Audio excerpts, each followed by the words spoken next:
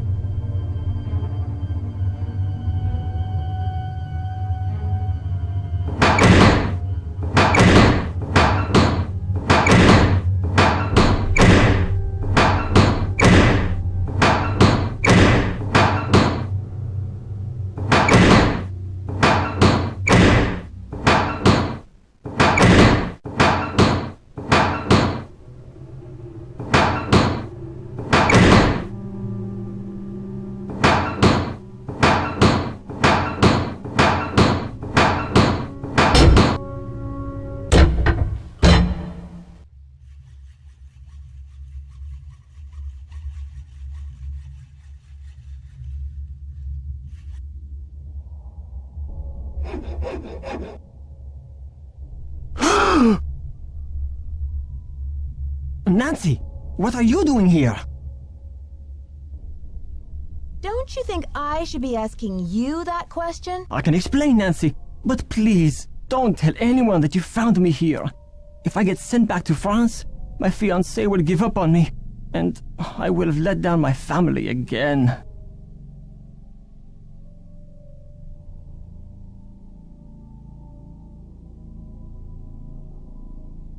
What's your fiancé expecting you to accomplish by breaking into the Queen's Tower? I am doing this for my country and for my family's name. Isabelle has nothing to do with it, except that I feel I must succeed before I will feel worthy to marry her. The tower holds a valuable French historical document. If I can find it and return it to France, perhaps I can make up for my failure at the Olympics.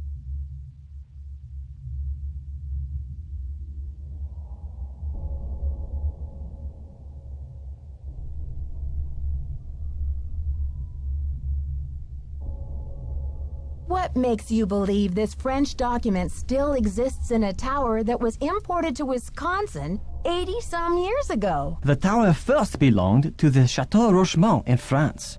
When Ezra Wickford bought the tower, my great-grandfather was the master carpenter in charge of dismantling it and preparing it for shipment. One day, when he was working alone, he found a secret compartment in one of the walls.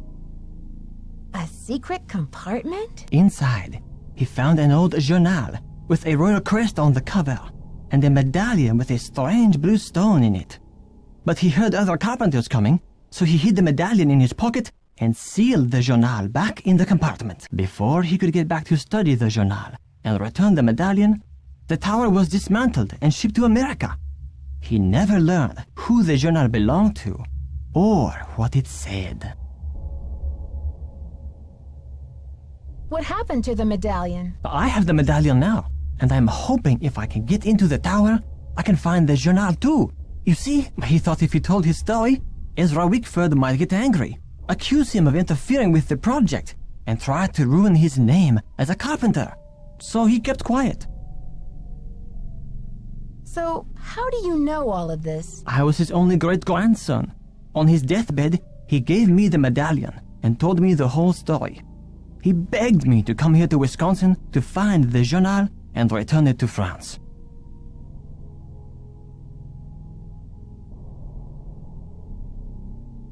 What did he think the journal contained that was so important? The journal bore a royal seal. It must have belonged to Marie Antoinette, because she used to visit the tower during the Revolution. So perhaps it contains her confessions, or perhaps it contains proof of her innocence. Either way, the contents of that journal could change French history forever.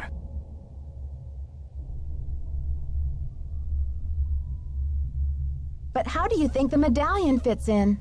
What's its significance? I have no idea. I believe whoever hid that journal must have left the medallion with it as a part of their message. But what? Nancy, do you think you could help me?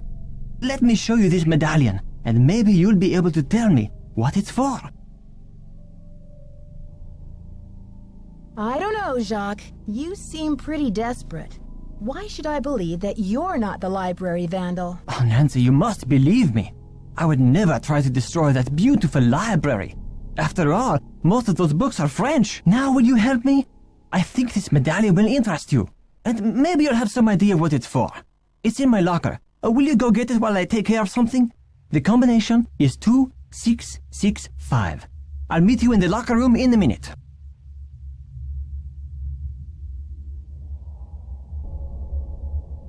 Well, as long as you promise to tell Christy what's going on. You're the best, Nancy. Don't mention it.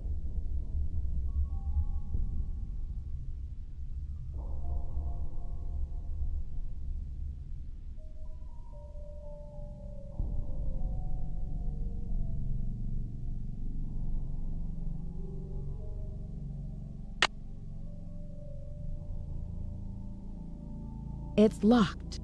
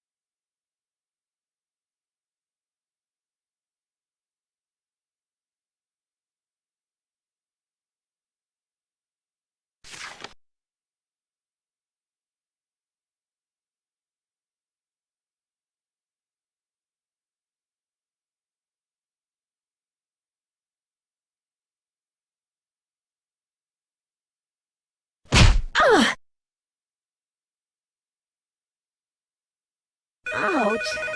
Oh, someone must have knocked me out.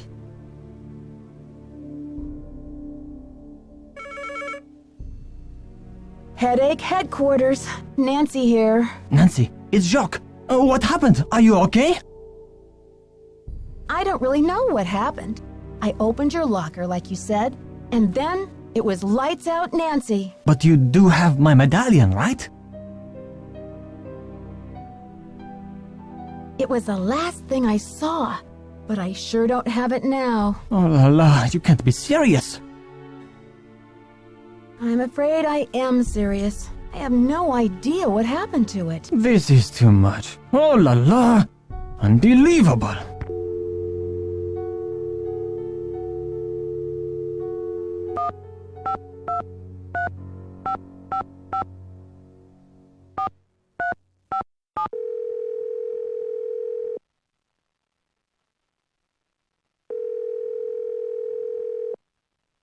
Hi, you've reached Ned at Omega Chi Epsilon. I'm not here to take your call right now, so please try again later.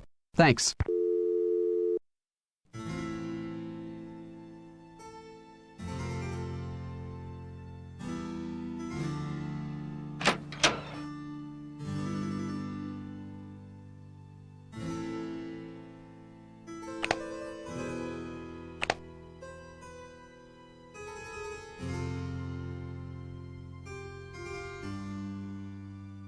thanks for coming down. I've been wanting to talk to you. How's your head? Did you slip or what? Well, let's just say someone must be trying to tell me to get a little more rest on this vacation. Anyway, I'm planning on making a speedy recovery. It's just that when I found you out cold in the basement and hauled you back to your room, I noticed all this red dirt on your shoes. I'm just curious where it came from.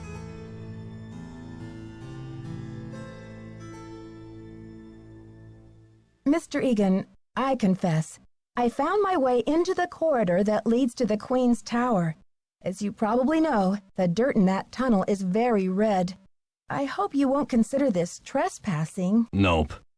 If you must know, I'm impressed. Ezra Wickford set that secret door up so nobody would be able to find it. When I was a kid, I was obsessed with getting into that tower. Ezra told me that if I could get through the secret door, he'd take me up to see the Queen's Tower. Finally, I got into the tunnel, and when I came out with that red dirt all over me, he laughed. He was actually proud of me. That's an amazing story, Mr. Egan. I'm glad you're not angry. I guess I'm just as curious as you once were. I'd say you earned the right to check out the tower for yourself, but you gotta get through that gate, right? There's an old skeleton key in the maintenance shed. Now that the storm's passed, you can go out and get it. But be careful. It's still dead cold out there.